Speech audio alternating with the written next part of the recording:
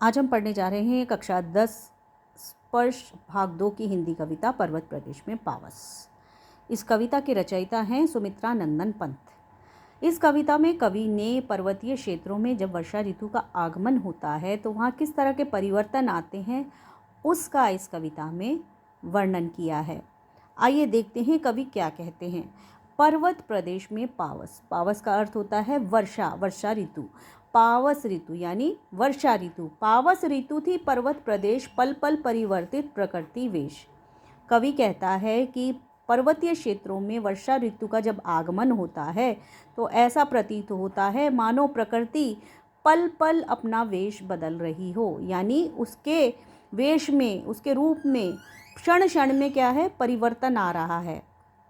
और वो परिवर्तन कैसा है? जब पर्वतीय क्षेत्रों में वर्षा आती है तो वहाँ एकदम क्या होता है, मौसम ख़राब हो जाता है, बादल छा जाते हैं या मूसलाधार एकाएक मूसलाधार वर्षा होने लगती है, या थोड़े ही क्षण के बाद क्या होता है, धूप निकल आती है। तो पर्वतीय क्षेत्रों में जब वर्षा ऋतु आती है तो कवि को ऐसा लगता है मानो प्रकृति अपना वेश पल पल क्षण क्षण बदल रही हो। अब इस पद्यांश में, अगले पद्यांश में कवि ने पर्वत की विशालता को दर्शाया है। मेखलाकार पर्वत अपार, अपने सहस्त्र दृग सुमन फाड़, अवलोक रहा है बार बार नीचे जल में निज महाकार, जिसके चरणों में पला ताल दर्पण सा फैला है विशाल। कवि कहता है कि जो पर्वतों की श्रृंखला है, मतलब विशाल पर्वतों की श्रृंखला ऐसी लगती है, वो करघनी के जैसी लगती है। करघनी, मेखलाकार यानी करघनी के समान, कमर में बांधे जाने वाले आभूषण के समान उसकी श्रृंखला, पर्वतों की श्रृंखला दिखाई पड़ती है। और उस पर्वतों पर, उन पर्वतों पर क्या उगे हुए हैं, छोटे छोटे पुष्प खिले हुए हैं। हजारों की संख्या में पुष्प खिले हुए हैं जो ऐसे जान पड़ते हैं मानो पर्वतों के नेत्र हों। हजारों खिले पुष्प पर्वतों के नेत्र के समान प्रतीत होते हैं। और कवि कहता है कि पर्वतों के तल में, जिसके चरणों में पलाताल, यानी पर्वतों के चरणों में या पर्वतों के तल के अंदर क्या है, एक दर्पण के समान विशाल तालाब है। और दर्पण के समान ही क्यों है? क्योंकि वह बहुत ही साफ और स्पष्ट है, इसलिए उसकी तुलना किससे की गई है? दर्पण से की गई है। कि पर्वतों के तल में दर्पण के समान प्रतीत होने वाला एक तालाब है जिसमें उन पर्वतों का क्या है, प्रतिबिंब दिखाई दे रहा है। और पर्वतों पे खिले वो हजारों पुष्प ऐसे जान पड़ते हैं मानो अपने नेत्रों से पर्वत अपनी विशालता का महाआकार यहाँ दिखा है ना, नीचे जल में निज महाकार, यानी पर्वतों पे खिले वो हजारों पुष्प ऐसे लगते हैं मानो अपने नेत्रों को फाड़कर उस दर्पण में, किस दर्पण में, तालाब रूपी दर्पण में अपनी विशालता को, अपने सौंदर्य को निहार रहे हों। ठीक है। अब अगला पद्यांश। गिरी का गौरव गाकर झरझर मद में नस नस उत्तेजित कर, मोती की लड़ियों से सुंदर झरते हैं झाग भरे निर्झर। और पर्वतों से गिरते झरनों की सुंदरता का यहाँ वर्णन किया गया है कि पर्वतों से गिरते वो सुंदर झरने कवि को कैसे लग रहे हैं। कवि को वो कैसे लगते हैं? वो पर्वतों से गिरते झरने, पर्वतों से गिरते झरने ऐसे लग रहे हैं मानो गिरी यानी पर्वतों के गौरव का गुणगान कर रहे हों। और उनकी कल कल की ध्वनि, पर्वतों से जो झरने गिर रहे हैं उनसे जो ध्वनि पैदा हो रही है, कल कल की ध्वनि पैदा हो रही है, उससे क्या होता है, नस नस में प्रसन्नता का, खुशी का संचार हो जाता है। मोती की लड़ियों से सुंदर झरते हैं झाग भरे झरने। कहते हैं पर्वतों से गिरते वो झाग भरे झरने ऐसे जान पड़ते हैं मानो सुंदर मोती की लड़ियाँ हों। इस तरह से कवि ने यहाँ पर झरनों की सुंदरता का वर्णन किया है। कवि को वो कैसी लगती हैं? मोती के सुंदर लड़ियों के समान वो झरने प्रतीत होते हैं। और उनकी कलकल की ध्वनि कैसी लगती है? मानो वो गौरव, किसका गौरव का गुणगान कर रहे हों? गिरी का यानी पर्वत के गौरव का गुणगान कर रहे हों। अगला पद्यांश। गिरिवर के उर से उठ उठ कर उड़ोता है हृदय। गिरिवर यानी पर्वत। कहते हैं पर्वत पर जो वृक्ष खड़े हुए हैं, उच्च आकांक्षाओं से तरुवर, तरुवर का अर्थ है वृक्ष। गिरिवर के उर से उठ उठ कर उच्च आकांक्षाओं से तरुवर, यानी पर्वत के ऊपर जो वृक्ष उठे खड़े हुए हुए हैं वो ऐसे जान पड़ते हैं मानो पर्वत के हृदय की उच्च आकांक्षाएं हों। पर्वत पे खड़े वो वृक्ष कवि को ऐसे लगते हैं मानो पर्वत के हृदय की उच्च आकांक्षाएं हों। हैं झांक रहे नीरव नभ पर, ए निमेष अटल कुछ चिंता पर। नीरव का अर्थ होता है शांत, नभ का अर्थ है आकाश, ए निमेष अपलक और अटल यानी स्थिर।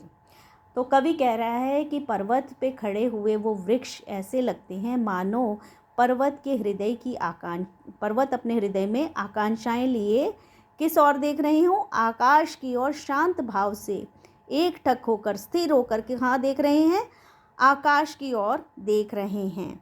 और कवि को वो कैसे प्रतीत होते हैं, कवि को वो ऐसे लगते हैं मानो वो कुछ चिंताग्रस्त हों, वो कुछ उन्हें कोई चिंता हो, वो ऐसे जान पड़ रहे हैं। अब कवि यहाँ इस अगली पंक्ति में कवि बता रहे हैं कि अचानक जो है पर्वतीय क्षेत्रों में मौसम में बदलाव आ गया है। मतलब अचानक क्या है, वर्षा ऋतु से क्या हुआ, एकदम बादल छा गए हैं। और किस तरह से वो परिवर्तन आता है और प्रकृति किस तरह से अपने रूप में परिवर्तन लाती है वो उन कवि ने अगले पद्यांश में बताया है। उड़ गया अचानक लो भूधर, फड़का अपार पारद के पर। पारद नहीं है यहाँ पर, वारिद है। यहाँ पे करेक्शन का स्टार भी लगा हुआ है। तो कवि कहता है कि अचानक जो है क्या है, चारों ओर काले बादल छा गए हैं और जो पर्वत भूधर अभी कुछ समय पहले स्पष्ट रूप से मेरे आँखों को, मेरे नेत्रों को दिखाई पड़ रहा था, यानी स्पष्ट रूप से अभी दिख रहा था, वो क्या हो गया, बादलों के छाने से ओझल हो जाता है। आप कभी पर्वतीय क्षेत्रों में कभी गए हों तो अचानक जब बादल आते हैं तो कुछ भी दिखाई नहीं देता, सब कुछ धुंधला हो जाता है, कुछ भी नहीं दिखता। तो ठीक वैसा ही कवि यहाँ वर्णन कर रहा है कि जब बादल छा जाते हैं तो पर्वत भी स्पष्ट रूप से दिखाई नहीं पड़ते और ऐसा जान पड़ता है मानो खुद पर्वत ही बादलों का पंख लगाकर कहीं उड़ गए हों। अगली पंक्ति देखिए, रव शेष रह गए हैं निर्झर। कहते हैं वो झरने जिनकी ध्वनि अभी सुनाई दे रही थी और जो स्पष्ट रूप से दिखाई दे रहे थे, अब वो भी ओझल हो गए हैं और उनकी सिर्फ क्या है, आवाज़ ही सुनाई दे रही है। रव शेष रह गए यानी खाली आवाज़ ही सुन रही है और झरने तो दिखाई ही नहीं दे रहे हैं। है टूट पड़ा भू पर अंबर। कहते हैं मौसम इतना ख़राब हो चुका है कि ऐसा जान पड़ता है चारों ओर क्या है, बादल छा गए हैं और ऐसा जान पड़ता है जैसे धरती पर आकाश आकर गिर गया हो। कहते हैं वहाँ का जो मौसम जब ख़राब होता है तो ऐसा भयानक दृश्य पैदा होता है कि ऐसा प्रतीत होता है मानो खुद ही आकाश ही धरती पर आ गिरा हो। ऐसी आवाज़ पैदा होती है, ऐसा माहौल होता है कि ऐसा जान पड़ रहा है मानो आकाश ही धरती पर आ गिरा हो। धस गए धरा में सभ्य। कहते हैं मूसलाधार वर्षा होने के कारण जो क्या है, जो शाल के वृक्ष हैं वो भी भय के कारण, यानी भय के कारण वो भी क्या है, धरती में धस गए हैं।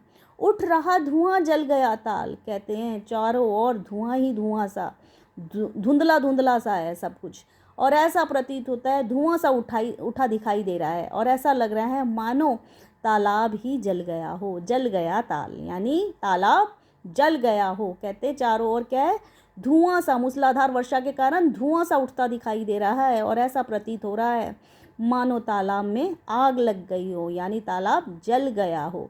यूं जलद यान में विचर विचर था इंद्र खेलता इंद्रजाल। अब कवि कहते हैं, ये कवि की कल्पना है कि उसे तो ऐसा जान पड़ता है मानो ये सब क्या कर रहे हैं, इंद्र भगवान ही कर रहे हैं। और यहाँ इंद्र क्यों कहा गया है, क्योंकि जो वर्षा के देवता हैं वो कौन है, भगवान इंद्र हैं।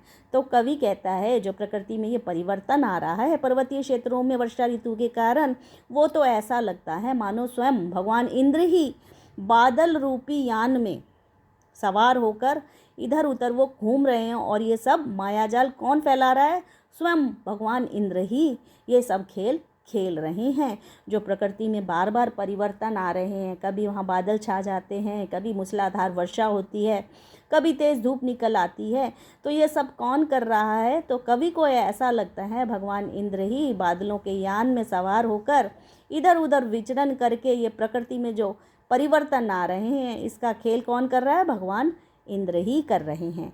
तो ये तो थी कविता पर्वत प्रदेश में पावस, जिसे लिखा था सुमित्रा नंदन पंत ने। उन्होंने अपनी इस कविता में पर्वतीय क्षेत्रों में वर्षा ऋतु में क्या क्या परिवर्तन आते हैं उसका यहाँ बहुत ही मार्मिक और सुंदर चित्रण किया है।